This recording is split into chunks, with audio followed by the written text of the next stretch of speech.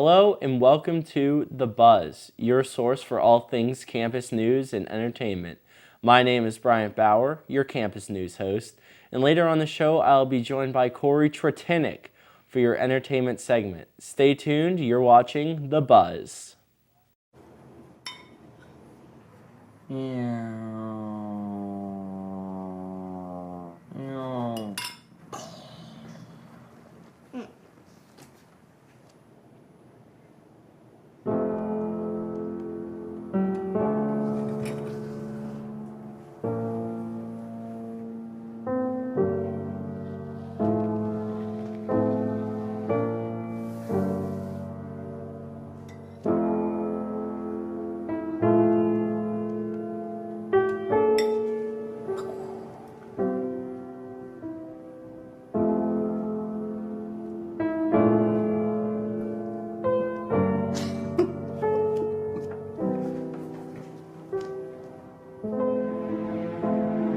In your new role, we help you help.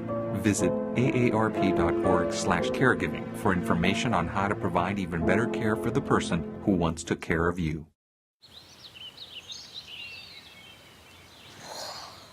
Oh, look, a redhead. Staring contest.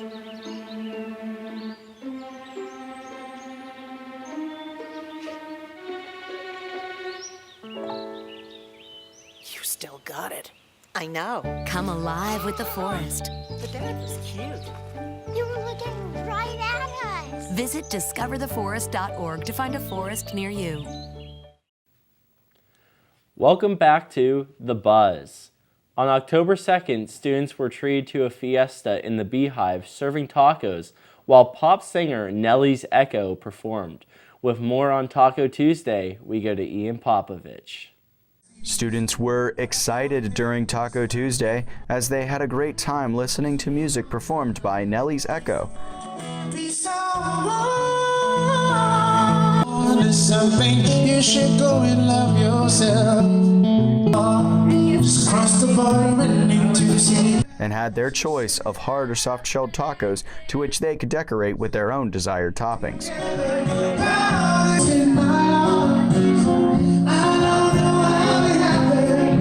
Nelly's Echo was definitely the highlight of the evening. He was seen engaging with the students in attendance and even sang with one of them. He was even able to get others singing along with him.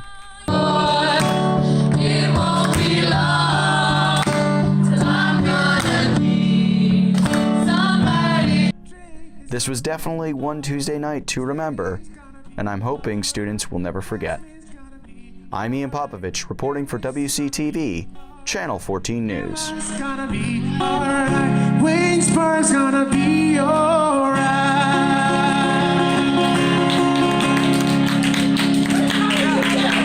On October 5th, homecoming festivities started up with a Black and Orange Day, along with a picnic dinner with music from Blended Reality during the yearbook kickoff in the Johnson Commons. We now go to Ian Popovich, who has more on the kickoff of homecoming weekend. Waynesburg University celebrated its 55th annual homecoming event, where students and faculty joined together for the celebration and to show pride for our school.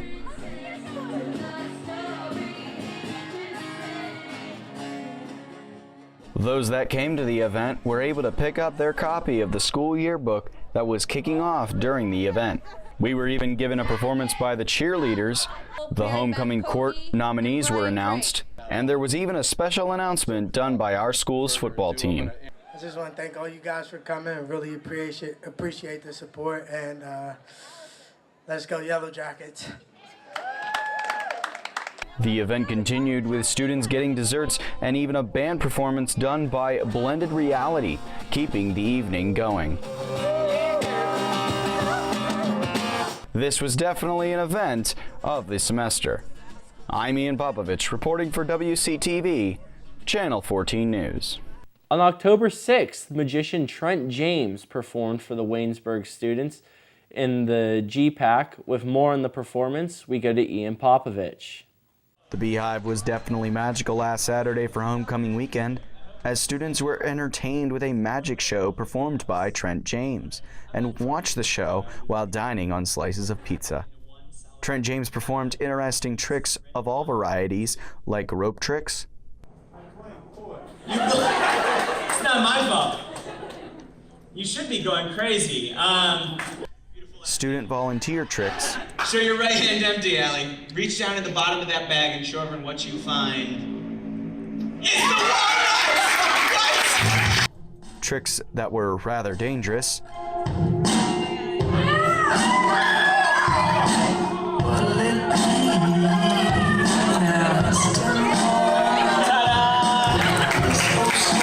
and even a few weird ones. Spirits! Come on out! But in the end, students had their minds blown and enjoyed a great homecoming weekend. I'm Ian Popovich, reporting for WCTV, Channel 14 News. On October 9th, the Beehive was buzzing with a paint and sip where students painted and had drinks free of charge. We now go to Ian Popovich, who had more on this event. There was yet another craft event in the Beehive this past week, as students came to relax from classes and get creative painting decorative works of art. Some students went right into the work already knowing what to paint. Others drew out their own designs, and some brought out their inner Bob Ross. Students had their choice from a wide selection of paints and stencils that were available. But students enjoyed the camaraderie between everyone and had a great time. The Student Activities Board also provided snacks and iced coffee for those in attending the event. I'm Ian Popovich, reporting for WCTV, Channel 14 News. And that wraps up Campus News. After the break, entertainment host Corey Tretinick will have your entertainment news. Stay tuned, you're watching The Buzz.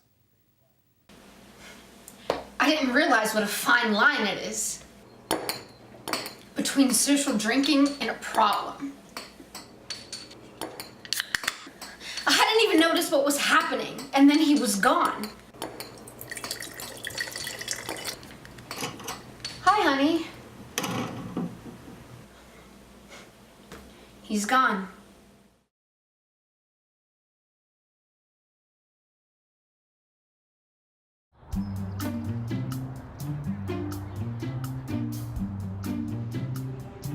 Don't worry, the 74 people were picked before me in the NFL draft. To fight childhood obesity, United Way and the NFL are helping kids play at least 60 minutes a day.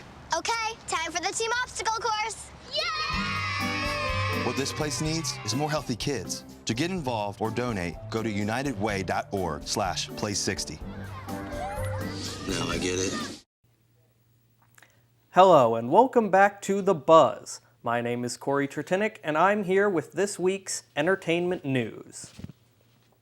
This weekend is set to be quite the superstar showdown. Lady Gaga versus Venom. And so far, Lady Gaga seems to be winning.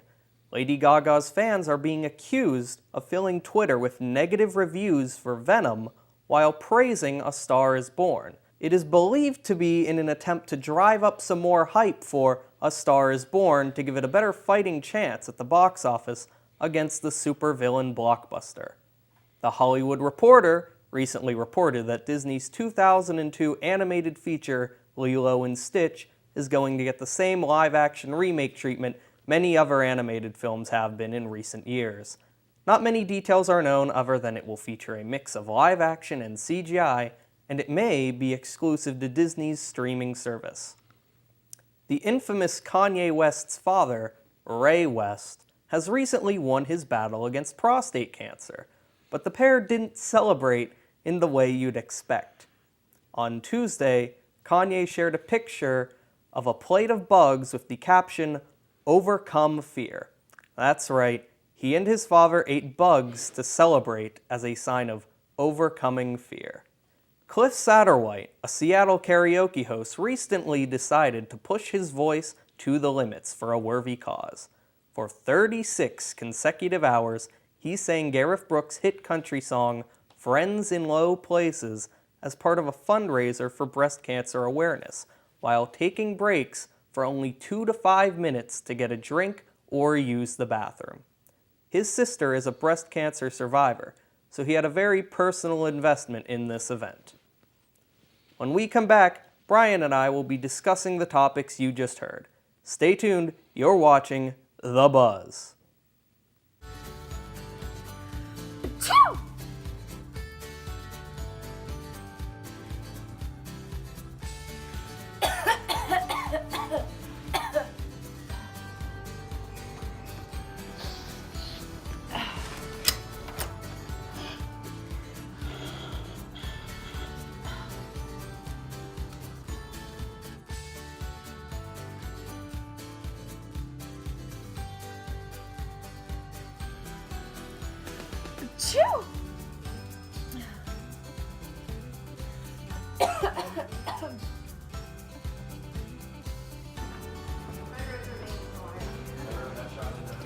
Thanks.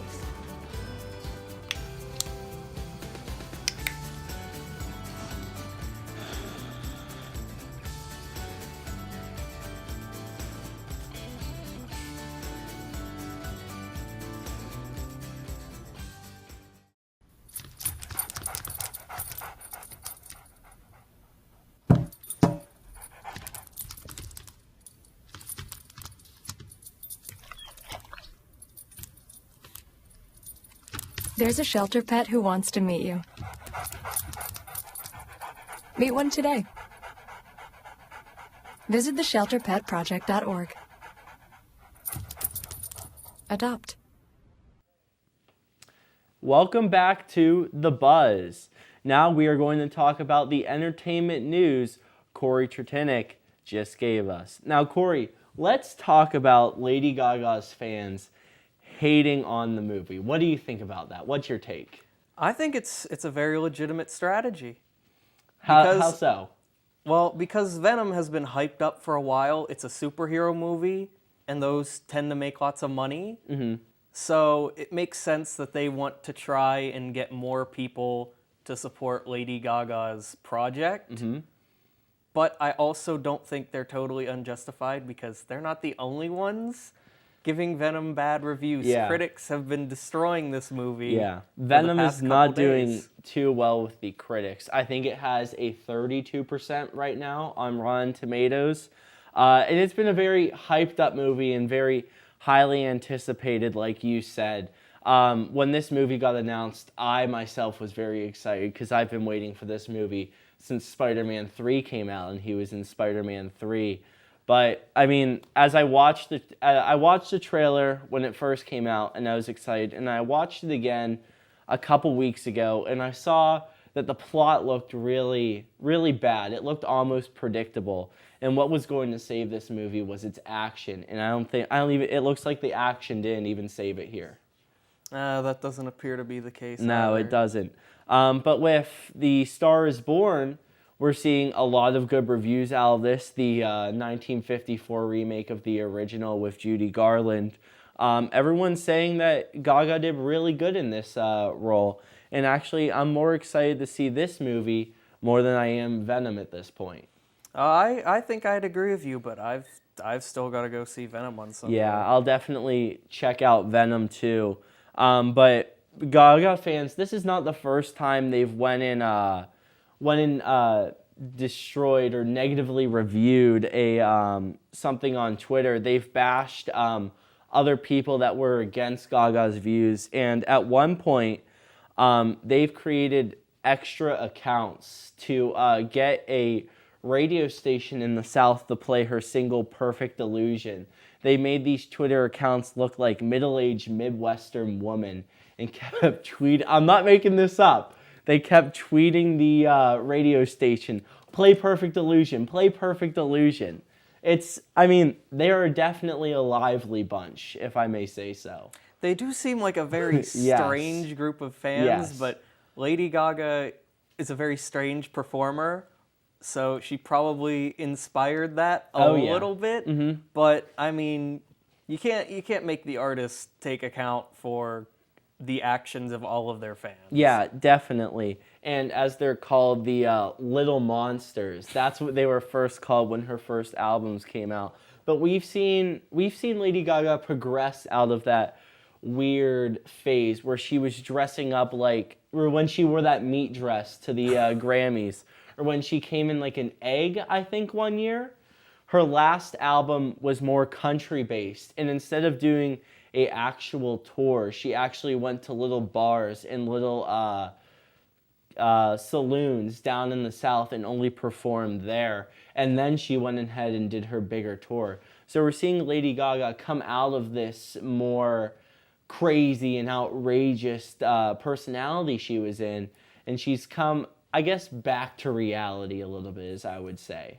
Yeah, I think that happens with a lot of artists. She was just experimenting. Yeah, definitely. At first, times change. People made just like simpler artists now. But we see more singers start to do that, but no one, I think, beats Gaga in the level of over the topness. She really was out there when she first started, and I like that she's calmed down a bit. She did that album with Tony Bennett a while ago, and then she came out with this country album, and now we're seeing her start to get into this movie genre, this movie realm that she's in. We saw her in American Horror Story, Season 5 Hotel, where people say she was phenomenal in that. Yeah, lots of celebrities like to start branching out and becoming actors. Yeah. Like, LeBron James is like voice acting in a lot of things now, so it's just a thing that happens. Yeah. Moving on to another movie, Disney Studios is coming out with a live-action Lilo and Stitch. What do you think about this? Lilo and Stitch is probably one of my favorite Disney movies. Me too. Or at least it's the most nostalgic for me. That was one of my favorite movies growing up, and I loved when they turned it into a show. I remember getting on DisneyChannel.com and playing the Lilo and Stitch games because I love that show so much. Did you play the one where you got to make your own experiment and you made your own Stitch cousin? I think so. You made your own OC. Oh yes, that was such a fun one. But I'm really nervous for this because this is such a beloved series and such a beloved show. I don't know if making it live action is the right thing to do here. It's one of my favorite childhood shows, and the biggest thing that concerns me is the interaction between animation and live action.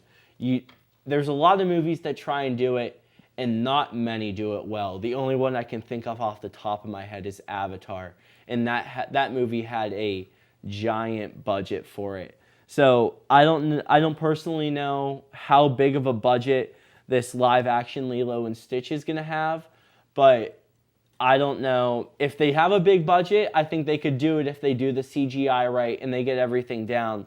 But if they don't, I think it might really fall flat. Yeah, that's a big issue because like when they do these remakes of animated movies, there's a lot of characters and settings and all sorts of stuff that they can't do in live action, so they have to CGI it. Yeah. And it's always a matter of how awkward it'll look in CGI. Yes. Will Stitch look really bad in live action? Live action, or will he look all right? It does depend a lot on the budget, but usually the CGI looks all right. It just comes down to design. Yes. Like in The Beauty and the Beast, I thought most of the house servants, they look kind of creepy. Yeah, I can agree with you there. Creepy, but I don't know if they would have looked any better if they gave them like the giant grins and big eyes. Yeah, like in the cartoon version. It's definitely hard to do.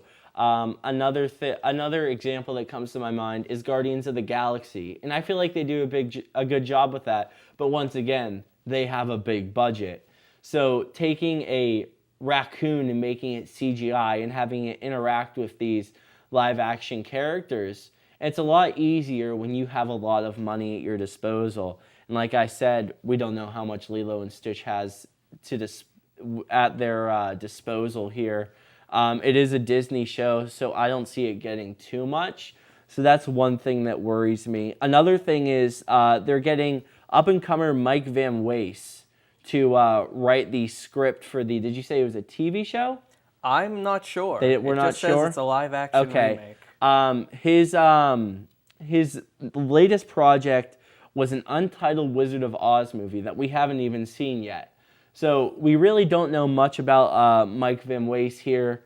So they're really taking a lot of risks with this one, and I don't know if it's going to pay off. We're basically in a phase where we have no information and nothing to go off of. Yes. And a lot of times, a lot of studios will like announce projects that they're working on. Like Guillermo del Toro was working on a Pinocchio movie for a while, but nothing ever materialized. So just because they said that they're going to make a remake, it doesn't necessarily mean the plans are going to pan out. Yes. This may never come to fruition. We may never see Stitch in live action. Yes. Moving on to another plan that never panned out. We had Kanye West saying he was going to drop his newest album, Yandhi, on September 28th. And then he pushed it back a day to September 29th, the day of SNL, and then he never dropped it. We never heard anything from him until about 3 days later. Kim Kardashian, his wife, tweeted out that the album is being pushed back 2 months. And it's a very Kanye thing to do, where Kanye is being really Kanye lately with the eating bugs with his father to celebrate him being cancer-free. I can't think of a more Kanye West thing. I think the thing of it is Kanye really understands the internet in a way a lot of celebrities don't, in that he's embraced letting himself become a walking meme. Okay. Like, remember when him and Lil Pump were wearing Roblox outfits? Yes, for their music video, I love it. Yeah. Yeah, who would think to do that? Kanye West would think to do that. I think a lot of the stuff he says and does, he does it just because he thinks it's funny, and he knows other people will think it's funny too. Oh, I'm sure he does. We saw him when he was on SNL. He performed I Love It with Lil Pump, and Kanye West was dressed up as a Perrier bottle, and Lil Pump was dressed up as a Fiji water bottle. So he really knows, I agree with you, he really knows how to get the public going. And I'm a big Kanye West fan myself, but some of the stuff, it's turning me off a little bit. I'm like, maybe I should be a bigger fan of this artist, because Kanye's gone off the rails a little bit lately, and he'll just defend himself. We all know he has before. He did in his previous album, Ye, where he addressed all of the things he did for negative criticism, like saying slavery was a choice and fully supporting Donald Trump. But I want to see him defend himself with some of this stuff. Honestly, I've just kind of learned to not take what Kanye says too seriously. Okay. Even the Donald Trump stuff. Mhm. Like, how do we know it's not just part of his meme? If Eminem is a rap god, Kanye is a meme god. That's the way I see it. Okay, and then staying on, you don't always believe what Kanye said. For his new album, he's going to record in Africa now. He wants to record it outside with all the sounds of Africa. But before he pushed back the album, and before he decided he wants to go do this in Africa, he wants to record outside and get the real sound that he wants. It was leaked that XXXTentacion and 6ix9ine would be on this new album. Do you think they're going to show up when this album releases? Probably. You think so? I would imagine that they would, but again, I can't take what Kanye says too seriously. Yeah. Even when he releases the date that he's gonna launch an album, you can't really take his word for it anymore. Yeah, I was up that night and I was waiting for that album, and I was with my friend. He's going, "It's not gonna come, dude. It's not gonna come."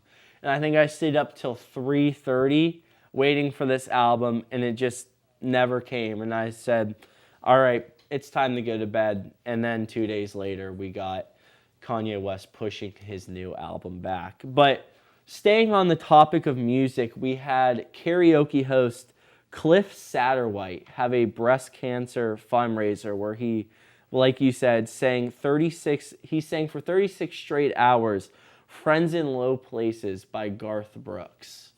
What do you have to say on that?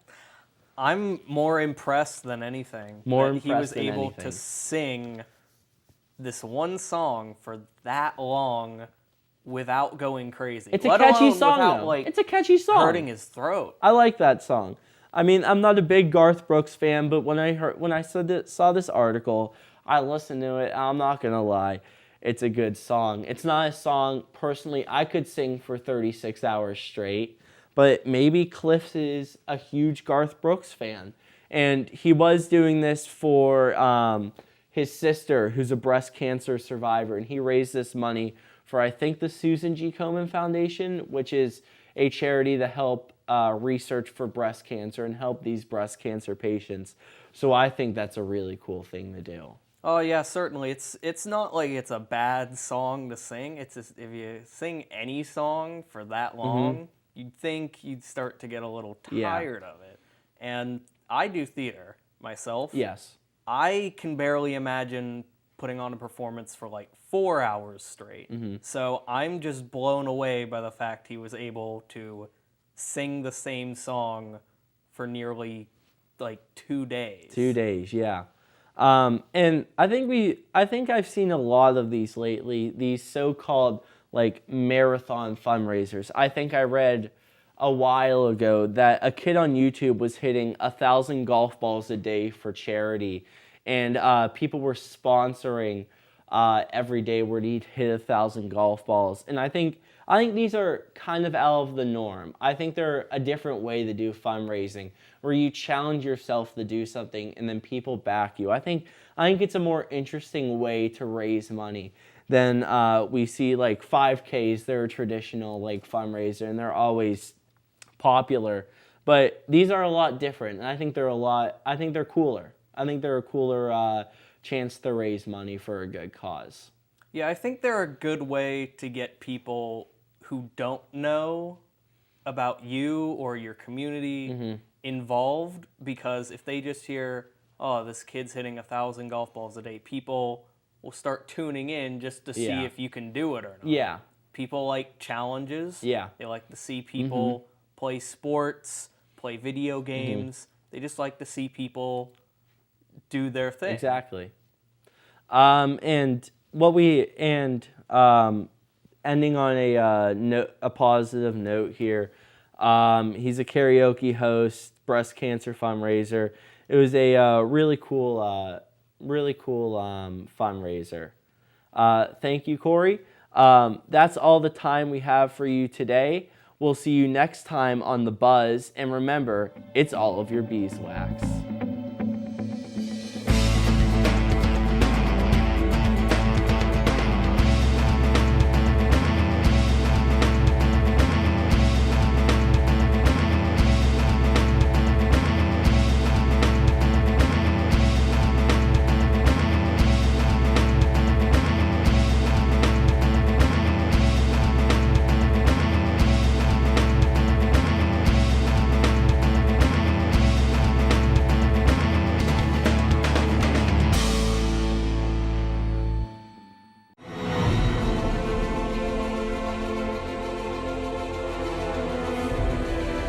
This has been a production of Waynesburg Community Television.